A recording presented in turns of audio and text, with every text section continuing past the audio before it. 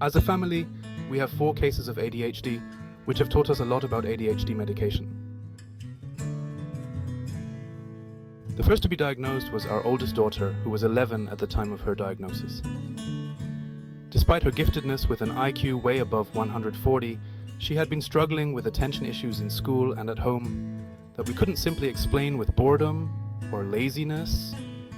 While her diagnostic process was still going on, we realized that our 10-year-old daughter had the same problems, again, despite being similarly gifted.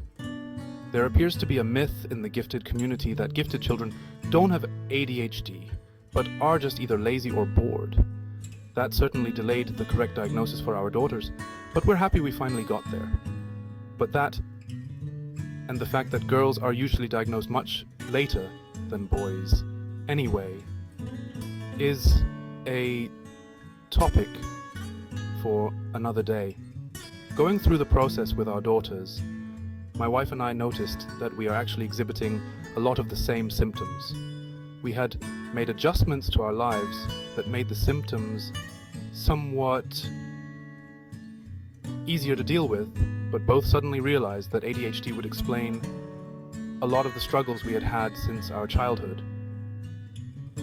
We found a doctor who specializes in adult ADHD, and both got a very clear diagnosis. Once diagnosed, our oldest started medication right away.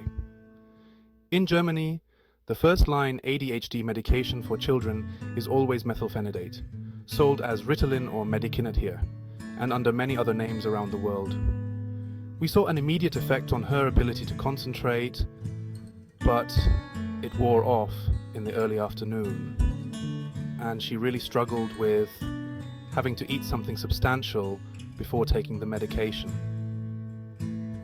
Alternative options were either a different formulation of methylphenidate, Concerta, that is supposed to last longer, or a switch to lisdexamfetamine, Elvans in Europe, Vyvanse in other countries. We opted for the latter because it can be taken without food, and the improvement was phenomenal.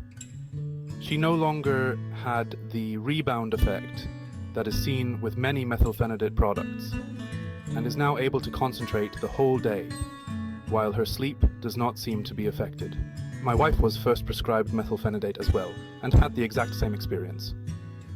She would lose her focus in the early afternoon, unless she took a second dose around lunchtime, which she would forget more often than not.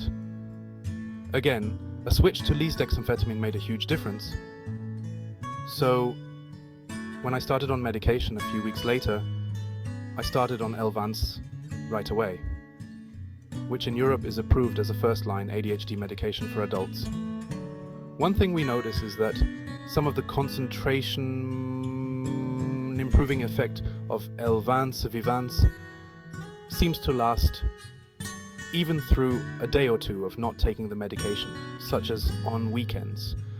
Our middle daughter has gone through the exact same journey, first having to start on methylphenidate and then moving on to lisdexamfetamine with great success. The changes in her, particularly after the switch from Ritalin to Elvanse, were phenomenal.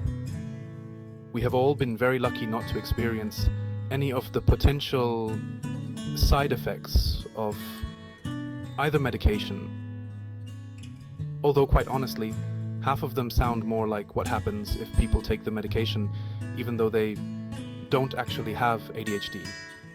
Loss of appetite is the only thing we see, but we all generally make up for it with a different eating rhythm and catching up on weekends.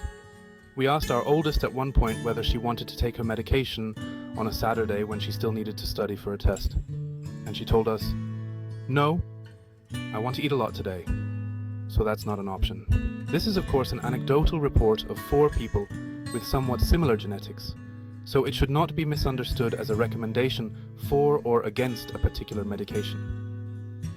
We actually know others who didn't respond well to lisdexamfetamine and had to switch to something else. However, people with ADHD who struggle with the medication that has been prescribed should talk to their doctor about alternatives.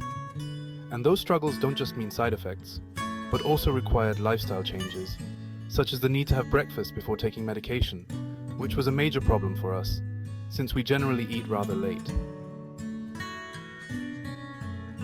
What about you? Have you had similar experiences?